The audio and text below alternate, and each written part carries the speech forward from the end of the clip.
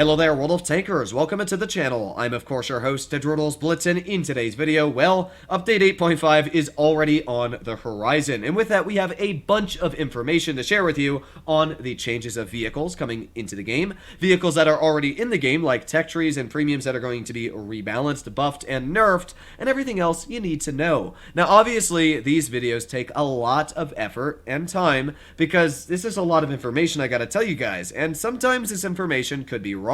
So I always try to double check my facts and make sure that everything I'm telling you is down to the point correct. So make sure to smash that subscribe button down below if you do enjoy today's video and you want to keep up to date with the newest and most relevant information. But enough keeping you guys on my YouTube channel. Let's get straight into the changes. Now, the first changes I'd like to talk about are the update 8.4/5 patch changes. Now, these have to go with something I bet you didn't even know about, which is a ghost nerf to the 60 TP. Now, the reason I'm calling it a ghost nerf is down to the fact that this vehicle was nerfed in the moment it was released into the game, and people did not know, including me. What was changed was the dispersion was normally supposed to sit at 0.384, and now it's sitting at 0.403. Now, obviously, this is base without a crew, so if you're running a crew, you should be actually about 0.385, but still, that's a 20% nerf on the dispersion there. That's pretty big. And the dispersion factors when rotating the turret as well got about 20% worse from 0.1 to 0.12. Shell velocity was 900 and it went to 780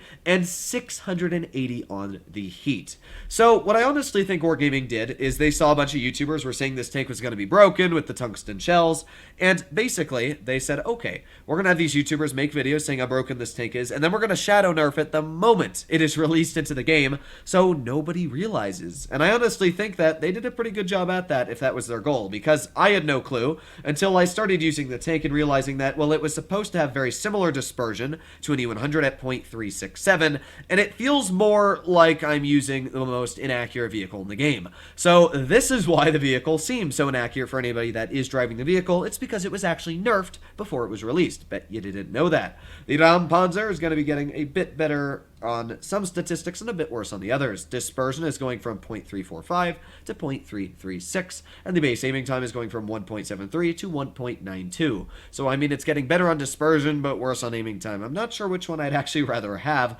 I guess we'll have to find out when the vehicle does get released. Traverse speed is getting much better, from 34 degrees a second to 41, 7 degrees faster on basically all terrain except for soft, which is only getting about 3. The Steyerwaffenträger is going to get a crazy buff going for it. This vehicle looked pretty fun. I mean, it looked kind of like an SPIC, just a tank destroyer, looked pretty balanced. Well, yeah, I don't know about that anymore. Everybody was complaining about the Titan not being great. Well, now we have a German tank that might be a new king of Tier 7. This vehicle is going to have 240 meters of view range, which is fantastic. It's going to have 2,373 DPM, which is a lot more than the 1,764 DPM it originally carried. And, well, why is that? Because this tank used to have a double shotgun dealing 440 damage, which is good. I mean, it was cool. It had a 2.5 second interclip, basically bang, bang, and you dealt 440. Well, now its interclip went from what was 2.5 to 2 seconds, and it's got an extra shell in the clip. So now, in a matter of 4 seconds, this vehicle is able to dump out 660 effective damage. Pretty dang insane. Yeah, I don't know what this vehicle is going to be like when it's released, but man, it looks really strong right now. The rate of fire went up literally 2 rounds a minute, and the ammo capacity went up, and as well the aiming time literally got 50% better. Aftershot dispersion got about 50% better, and the speed forward went from 45 to 50. This tank got a massive rework, and it's probably now going to be from what was a pretty good tank to now an amazing vehicle. The only downside was the magazine reload got, oh no, 1 second longer, and everything else got way better. Now, obviously, all these changes here with the T57 Heavy we already know about. E100 didn't really get a change at all. So, yeah, these are the changes that happened in the Update 8.4 patch files. Now, we're going to break into the brand new information. So if you drag this little file right over here, first thing is the M26 Pershing got rate of fire improved, which is nice. I'm not sure exactly by how much, but I mean, literally yesterday I talked about how the T25 Pilot 1 is just a better Pershing. So that's nice. The Pershing's already got good armor, great hull down capabilities, and pretty solid penetration because it carries the same gun as a T25 too. So can't complain there at all. T32 is going to be getting improved armor penetration, which is honestly definitely overdue. The vehicle has carried the same penetration penetration as the T-29 for literally 6-7 years since it's been in the game. Finally, it is going to be getting probably 210 or even maybe 220 millimeters on the standard penetration, which is great. And as well, it says the premium pen is going to be going up. But also, the armor... Actually, no, I thought the armor was going to be getting better, but no, it just seems the tank's penetration is going to be getting better, which honestly is great. I mean, that's one of the big issues with it. Although the dispersion is still another big issue. KV-5 is going to be getting improved rate of fire and armor. And oh my, is this thing getting improved armor. Now the KV-5 is known for having terrible armor. I mean, when it first came into the game, it was pretty strong because vehicles at that time didn't have that much pen. I mean, the frontally, the vehicle has 180 almost all round on the front of the hull, front of the turret, the sides are 150 and the rear is 140. And when you think about it, I mean, back in whenever this was released, which was probably 5-6 years ago, you had these types of guns on your tier 8 heavy tanks, and obviously calibrated did not exist, so you had 175 millimeters of standard penetration, which wasn't even enough to cut through the very flat KV-5. Not to mention the premium pen on the vehicle was only sitting at 200. Oh, that's the wrong gun. 217. So, I mean, the KV-5 actually got some really good bounces back in the day, but nowadays, yeah, the tank's really been left behind. That's until we break into Armor Inspector. Now, this here is the KV-5 currently. 191 there. It's 203, 204 in the lower plate, and the edges of the turrets is 185 base, with the mantlet being 182, cupolas being 150. Now, if we go over to my pictures here, that is not the KV-5. This is the KV-5. Now, it is going to have this big old cupola sticking out on the roof, still a big weak spot. But, oh my god, look at that armor. Now, this is an IS-5 aiming at the KV-5. And this here is an IS-5 aiming at the KV-5 with standard ammo. This is the difference between what the KV-5 is currently and what it's going to look like when it's actually buffed. I mean, that is huge. Even with heat shells, look at that armor. I mean, that's insane. I'm not sure if my moderator who gets me this information was using calibrated on the IS-5, but even then, I mean, the IS-5 with standard ammo still has about 270 millimeters of premium penetration. So that means that the front of the KV-5 is going to be around 270 millimeters on the lower and upper plates.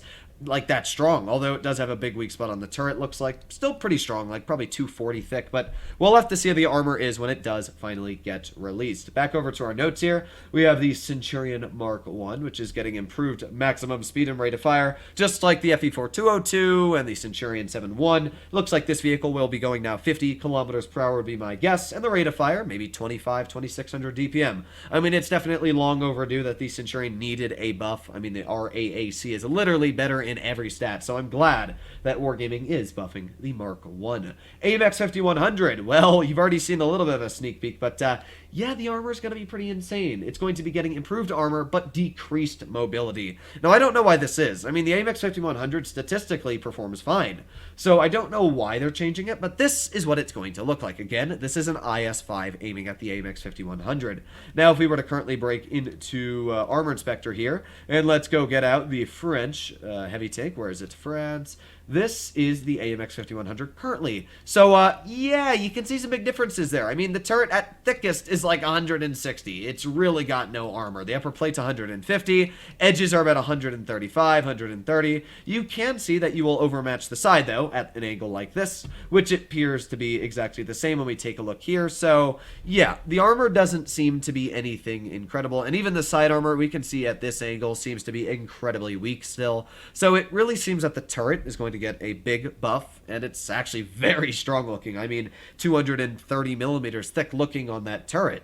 Kind of like the opposite of a Samwa. Or maybe they just got the Samwa turret and stuck it on this vehicle. I don't know. But we're going to have to see what that decreased mobility means. Does that mean it's going to be losing top speed, acceleration, handling? I mean, the Samwa is literally supposed to be an armored version of the AMX 5100. I mean, you can see it here. This is the Samwa. It's got an incredible upper plate of 253 instead of the AMX 5100's 150. I mean, that's an extra 100 millimeters. So the Samwa, I mean, already has very good armor. You can see here, very good hold down. So I don't know what Wargaming's planning to do with the AMX, judging that we already have a very strong version of the vehicle. But, yeah, we're going to have to find out. Let me know what you guys think about it in the comments down below. Breaking back into the changes here, we've got the IS-3, which is going to be getting a reduction in aiming time. Now, the IS-3 already has terrible aiming time. I mean, the IS-5's got one of the worst in the game, like, literally, like, 6-7 seconds. He has 5.8.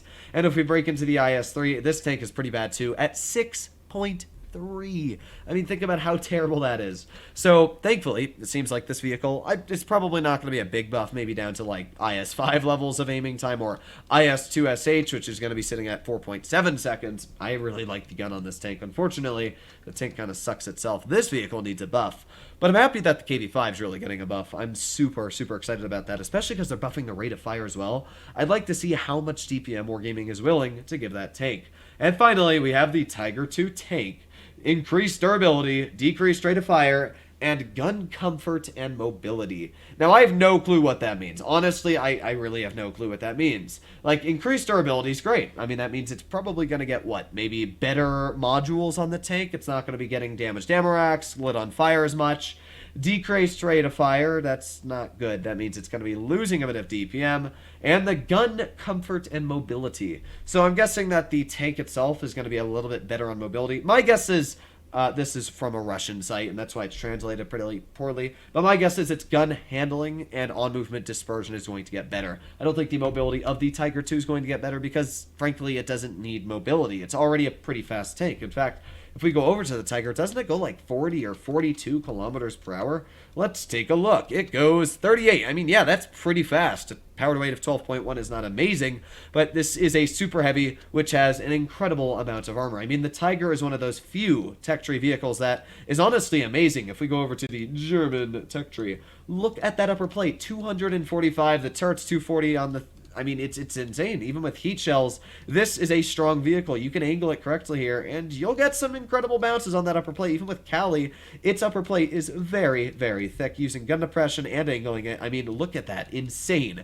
So these are the changes coming into World of Tanks Blitz Update 8.5, and two changes that already happened. I really wanted to make sure that I included that 60 TP change, because it's really rotten that they changed the vehicle the moment it was released. Everybody looked at the stats of the tank, and, you know, they don't look... Nobody reads Wargaming News. I mean, nobody's going over here, and they're going over to notifications or whatever. Where is it? The Polish heavies. Nobody's going over to this branch here, and they're reading the actual stats of the vehicle. Where is it? Yeah, nobody's reading this. I mean, don't get me wrong. It's cool that they show it here, but nobody's going to read this. 0.403. So, a lot of people usually tend to watching YouTube videos, and as I made a video myself talking about the vehicle, thankfully when I did play it, I talked about its 0.385 dispersion, and I was pretty sure that it was supposed to be better. So I looked on Blitzhanger, and yes, my senses were correct. My spider tingly senses were tingling.